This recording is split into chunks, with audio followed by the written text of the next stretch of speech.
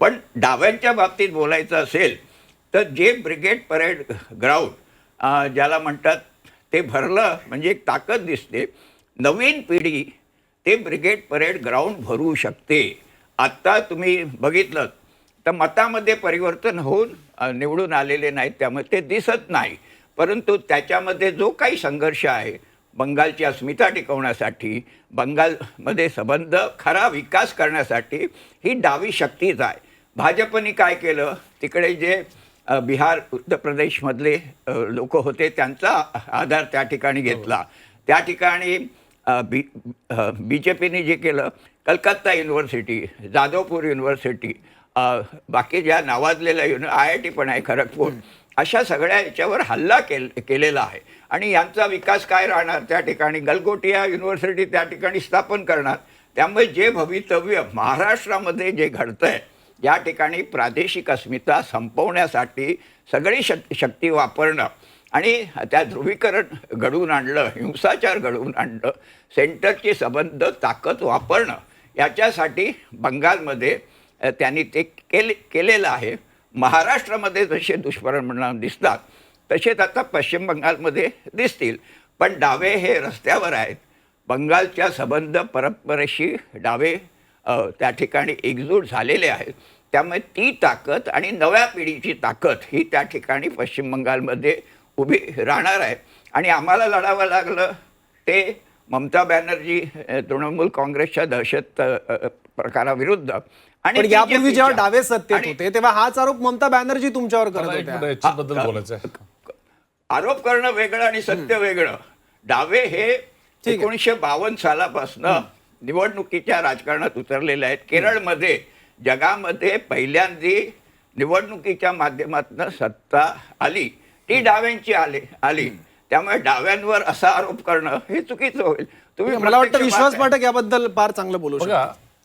ममता बॅनर्जी यांची जर तुम्ही सुरुवात बघितली तर अतिशय स्वच्छ प्रतिमेच्या झुजारू अशा त्या नेत्या होत्या. त्यातनं त्या वर आल्या.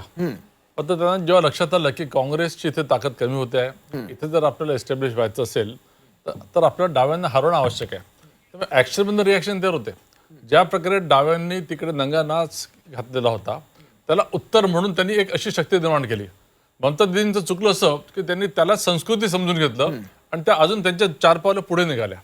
आणि म्हणून आज जो काही बदल झालेला आहे हा जनतेने भारतीय जनता पक्षाच्या माध्यमातून एक पर्याय निवडलेला आहे. अगदी एक मोठी बातमी येते, आपण त्या बातमीकडे आधी जाऊया. अमित शहा यांच्या संदर्भातली बातमी आहे. निवडणुकीच्या महासंग्रामातून बातमी. अमित शहांचं एक जुनं भाषण आहे जे सध्या व्हायरल झालेलं आहे. बंगालमधल्या विजयाबाबतचा हा व्हिडिओ आहे आणि तो आता व्हायरल झालेला आहे. शहांचं हे जुनं भाषण आहे व्हायरल झालेलं आणि आज ते चर्चेत येण्याचं कारण म्हणजे आज पश्चिम बंगालचे निकाल लागत आहेत. अमित शहांचं जुनं भाषण पाहूया एकदा आपण काय नेमकं हा व्हिडिओ आहे. चालू होगी 8 बजे बैलेट बॉक्स खुलना शुरू होगा. 9 बजे पहला राउंड, 10 बजे दूसरा राउंड, 1 बजे काउंटिंग समाप्त और बीबी दीदी टाटा गुड बाय. भाइयों बहनों, 4 मई को अमित शहांच्या भाषणासंदर्भात आपण बोलणार आहोत. मात्र आणखी एक ब्रेकिंग न्यूज पाहूया त्याआधी. तर TVK बद्दल प्रशांत किशोर यांचं भाषण आहे ते पुन्हा आता व्हायरल झालेलं आहे आणि TVKच्या विजयाची त्यांनी भविष्यवाणी केली होती. प्रशांत किशोर यांचं हे भाषण आहे तेही सध्या व्हायरल झालं. एकदा पाहूया आपण. You see, there is so much of chatter in the name of MS Dhoni. He is the only Bihari who is more popular than me in Tamil Nadu. Dhoni is more popular in Tamil Nadu than Prashant Kishore, but make no mistake, next year when I contribute and I help you win, then I will be taking over Dhoni in popularity. Do you agree or not? Do you? No, not everyone has not answered. If I help TVK win next year, who would be more popular in Tamil Nadu? My fellow Bihari MS Dhoni, who makes win Chennai Super King every time, or Prashant Kishore? So you see, so I have my own battle to win. I have to become the most popular Bihari in Tamil Nadu. So I have to compete with Mr. Dhoni, who makes Chennai Super King win. I will make TVK under your leaders win. So that is why I am here. विश्वास पाठक, त्या दिवशी exit पोलच्या दिवशी चर्चा करताना सुद्धा तुम्ही सांगितलं होतं की आम्ही जिंकणार. अमित शहानी सुद्धा अशाच पद्धतीचं वक्तव्य केलं होतं. काय आकडे आधीच आले होते की काय तुमच्याकडे? आकडे नक्कीच आधी येतात. परत सांगतो की 50 प्रमुख बूथ प्रमुख यांच्या माध्यमातून आम्हाला जी तंतोतंत माहिती मिळते ती एक्झिट पोलपेक्षा बऱ्याच प्रमाणात पुढची असते. आणि ज्या प्रकारे आम्ही काम करतो बघा, आम्ही महाराष्ट्रामध्ये भूपेंद्र यादव यांच्या टीममध्ये 3 महिने आम्ही इलेक्शन मॅनेजमेंट कमिटीमध्ये काम केलं. एकेका मतदारसंघाला ज्या प्रकारे ते एक वेगळे युनिट समजतात आणि तिथे काय कमी आहे, आपण कुठे कमी आहे, काय करणं अपेक्षित आहे, कसं करणं अपेक्षित आहे, अशा प्रकारचं डिटेलिंग होतं. मला देखील त्याच्यात खूप शिकायला मिळालं. तेच भूपेंद्रजी यादव तिकडे बसलेले होते. त्यामुळे कोणत्या मतदारसंघामध्ये आम्ही कुठे कमी आहे. जसं आता तुम्हाला सांगतो की जो चिकन नेक होता, चिकन नेक म्हणजे 294 पैकी जवळजवळ 74 ठिकाणी ममता दिदीचं साम्राज्य होतं. आता त्या चिकन नेकला देखील कसं भेदायचं, आज तिथे देखील आम्हाला 10 ते 12 जागा मिळतात आहे. आणि उर्वरित 220 जागांवर आम्हाला 150च्या वर जागा कशा मिळतील. हा सगळा मुस्लिम बहुल भाग आहे ना? हा, मुस्लिम बहुल. तर 220 पैकी 150 पेक्षा जास्त आम्हाला जागा कशा मिळतील अशा प्रकारचं एकेका युनिटचं आम्ही कॅल्क्युलेशन केलं होतं. मी देखील स्वतः कलकत्त्याला बंगालमध्ये 3 दिवस होतो, प्रदेश कार्यालयात बसलो होतो. त्या प्रकारे तयारी चालू होती. मी तर आश्वस्त झालो होतो. म्हणूनच मी 29 तारखेला मी स्वतःहून तुम्हाला म्हटलं की तुमच्या माध्यमातून मी ब्रेकिंग न्यूज देऊ इच्छितो. एक केरळ जर सोडलं तर संपूर्ण ठिकाणी परिवर्तन होत आहे. भारतीय जनता पक्ष येत आहे आणि तामिळनाडूबद्दल मी NDA म्हटलेलं होतं, तर NDAचं सरकार तिकडे स्थापन होत आहे.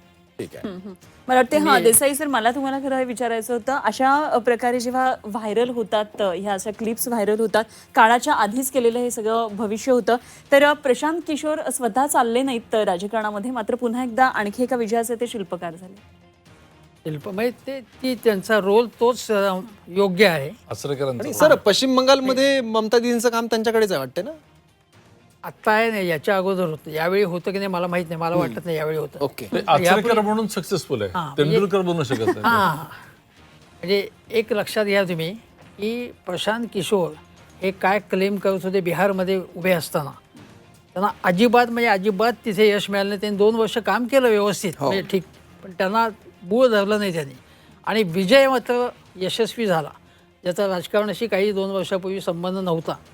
आता विजयचं बघितलं तर मला वाटतं 65-70 त्याचे चित्रपट झाले असतील आणि त्यातमध्ये बिझनेस केलेले प्रचंड सिनेमे आहेत. त्यामुळे घराघरात तो पोचलेला आहेच. त्याच्या मागे शिवाय त्याला रिमोट कंट्रोल त्याचा भाजप आहे, त्याच्या मागे शिल्पकार तो भाजप आहे. म्हणजे भारतीय जनता पक्षाचा मागे नसता तर एवढं यश मिळालं असतं का नाही, हाही प्रश्न आहे. दुसरी गोष्ट अशी मला महत्त्वाची सांगायची की शुभेंदू अधिकारी, हेमंत बिस्व शर्मा आणि सम्राट चौधरी हे तिघंही आयातीत, भाजपमध्ये आयातीत केलेले आहेत. की आता मुख्यमंत्री आता शुभेंदू होतील, म्हणजे असे 3 मुख्यमंत्री जर बघितले आपण की ते दुसरीकडनं आयात केलेले आहेत. आणि भारतीय जनता पक्ष असा मोठा झालेला आहे पक्ष खूप कमी वेळात. त्याच्यामध्ये हे आहे की इतर ठिकाणहून आयात करणं, त्यांना मोठं करणं आणि आता आयडिओलॉजी जवळजवळ संपत आली की काय असं वाटावं असं चित्र निर्माण करणं, हे सुद्धा त्यांचं नॅरेटिव्ह आहे. आता तुम्ही जे 2 व्हिडिओ म्हणाला ते दुसरा व्हिडिओ अमित शहाचा, अमित शहाने ज्या प्रकारचा तो एक क्लेम केला त्याच्यामध्ये तो आपल्या केरळला एक कॉन्फिडन्स देणं, त्यांना स्फुरण देणं की हे होणारच आहे असं गृहीत धरा तुम्ही.